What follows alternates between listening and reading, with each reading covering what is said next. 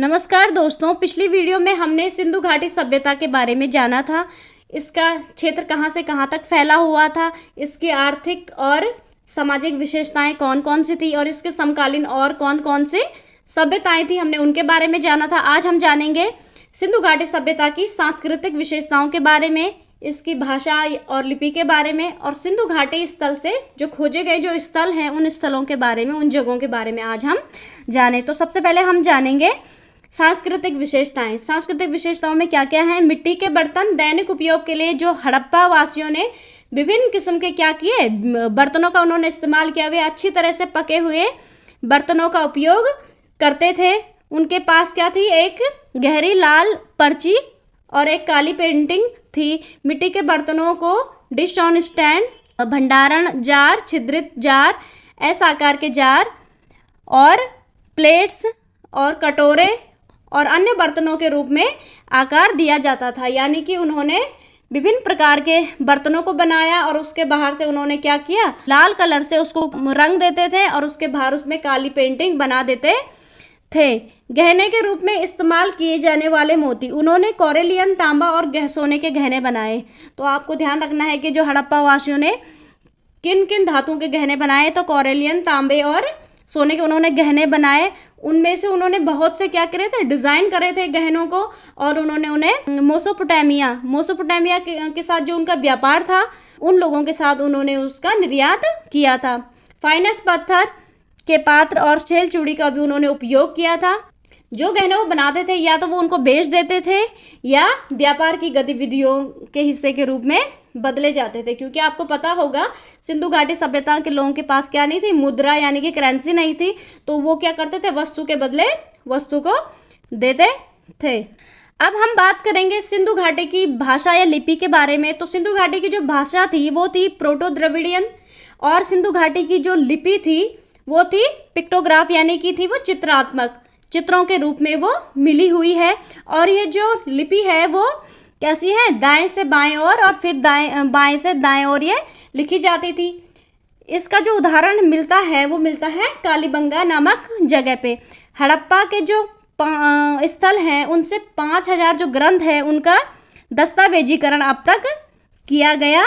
अब हम बात करेंगे सिंधु घाटी सभ्यता और हड़प्पा स्थलों के पुरातात्विक साक्ष्यों के बारे में, और उन स्थलों के बारे में हम जानेंगे जो जो स्थल सिंधु घाटी सभ्यता के तहत खोजे गए थे। तो उनमें आपको पता होगा जिसके नाम पे हड़प्पा पड़ा हुआ है। तो सबसे पहले हड़प्पा नामक जगह को खोजा गया था 1921 में, और इसको खोजा गया था दयाराम साहनी के द्वारा। और ये हड़प्पा जो जगह है वो पाकिस्तान के पंजाब में है, भारत के पंजाब में नहीं, पाकिस्तान के पंजाब के मोंटगोमरी जिले में है, और ये रावी नदी के तट पर स्थित है। तो इसकी जो महत्वपूर्ण खोजें थी वो क्या क्या मिली है? मानव शरीर रचना विज्ञान के साक्ष्य मिले हैं, अन्न भंडार के साक्ष्य मिले हैं, और बैलगाड़ियों की बलुआ पत्थर की क्या मिली है, यहाँ से मूर्तियाँ मिली हुई हैं। ये आपको ध्यान रखना है। इसके बाद आता है मोहनजोदाड़ो। मोहनजोदाड़ो को बोला जाता है मृतकों का टीला। तो इसको कब खोजा गया था? 1922 में, यानी कि 1922 में इसको आर डी बनर्जी का पूरा नाम है रखालदास बनर्जी, इनके द्वारा इसको खोजा गया था। और ये जगह भी कहाँ है? पाकिस्तान के पंजाब के लरकाना एक जिला है वहाँ का, और ये सिंधु नदी के क्या है, तट पर ये स्थित है। और इस जगह की महत्वपूर्ण खोजें कौन कौन सी हैं? यहाँ से मिला है एक बहुत बड़ा स्नानागार मिला है, ग्रेट बाथ बार जिसको बोलते हैं। ग्रेनरी मिली है, ग्रेनरी यानी कि अन्नागार मिले हैं जिनमें वो क्या रखते थे, अनाजों को रखते थे। नृत्य करने वाली लड़की मिली है, ये नृत्य करने वाली जो बालिका है वो मिली है, और ये जो मूर्ति है वो कांसे की है। इसके अलावा पशुपति महादेव की मुहरें यहाँ पे मिली हैं। दाढ़ी वाले व्यक्ति की स्टेचाइट प्रतिमा है, और बुने हुए कपास का यहाँ पे एक क्या है, टुकड़ा यहाँ पे इस जगह से मिला है। अब बात करते हैं सुतका गैंडोर की। सुतका गैंडोर आपको पता होगा, आपने इससे पहले के पार्ट में पढ़ा होगा कि ये क्या थे, एक बंदरगाह वाला क्षेत्र था, और यह खोजा गया था ऑरेल स्टीन द्वारा 1929 में। ये स्थान है दक्षिणी पश्चिमी बलूचिस्तान प्रांत में और पाकिस्तान में दाश्त नदी के तट पर ये है। ये जो स्थान है ये भी कहाँ है, पाकिस्तान में स्थित है। और यह इसकी महत्वपूर्ण इस जगह की खोज ये है कि जो हड़प्पा और बेबीलोन के बीच का क्या था, ये व्यापार बिंदु था, क्योंकि ये क्या था, एक बंदरगाह वाला शहर था। तो ये बेबीलोन आपने पढ़ा होगा, मेसोपोटामिया की सभ्यता के अंदर एक बेबीलोनियन सभ्यता भी थी, उनके साथ इनका क्या था, व्यापार था। तो ये इनके बीच का बिंदु था जहाँ से कि व्यापार होता था। अब आता है चौथा शहर चुनूदड़ो। चुनूदड़ो की खोज की थी NG मजुमदार ने 1931 में। ये स्थान भी कहाँ है, पाकिस्तान में है और ये सिंध में कहाँ है, सिंधु नदी के किनारे ये स्थान है चुनूदड़ो। और इस जगह की महत्वपूर्ण खोजें क्या क्या थी कि जो मन के निर्माताओं की, जो मनकों को बनाते रहे होंगे, उनकी दुकानें थी। और इसमें किसके साक्ष्य मिले हैं, बिल्ली का पीछा करते हुए कुत्ते के यहाँ पे पद चिन्ह यानी कि पैरों के निशान मिले हैं। अब आते हैं आमरी पे। तो इसको खोजा गया था, इसको भी NG मजुमदार ने इसको खोज निकाला था 1935 में, 1935 में इस जगह को खोज निकाला था। और ये कहाँ है, ये जगह भी कहाँ है, सिंधु नदी के तट पर स्थित है। इस जगह की महत्वपूर्ण खोज क्या है कि इसमें किसके साक्ष्य मिले हैं, मृग यानी कि हिरन के साक्ष्य मिले हैं। अब आते हैं कालीबंगा पे। 1953 में इसकी खोज की गई थी और इसकी खोज की गई थी अमलानंद घोष के द्वारा। तो ये कालीबंगा स्थान कहाँ पे है, राजस्थान में घग्गर नदी के किनारे पे ये स्थान स्थित है। और इस जगह की महत्वपूर्ण खोजें क्या क्या थी, एक तो अग्नि की वेदिकाएं थी, अग्नि वेदिकाएं थी, और थी ऊंट की हड्डियां इस जगह से मिली है, और लकड़ी का हल इस जगह से मिला हुआ है।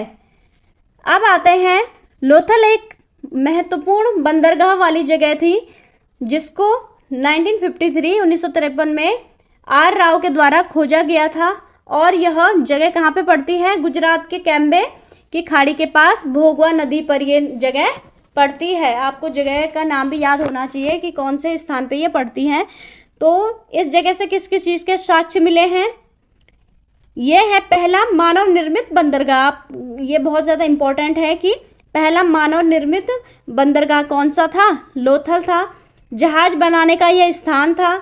इसमें चावल की भूसी भी मिली है और इसमें भी क्या मिली है, आग की वेदी भी मिली है जैसे कालीबंगा में मिली है। और शतरंज खेलना, यानी कि यहाँ पे शतरंज के भी कुछ साक्ष्य मिले हैं कि हड़प्पा वासी खेल खेलते थे शतरंज का। अब आते हैं सुरकोतड़ा, जो जगह थी उसको 1964 में खोजा गया था और इसको जगपति जोशी, JP जोशी के द्वारा इसको खोजा गया था। और यह स्थान कहाँ है, कच्छ में है, गुजरात में। और इस जगह की महत्वपूर्ण खोज क्या क्या थी, इस जगह से मिली है घोड़े की हड्डियां मिली हैं और मोती मिले हैं।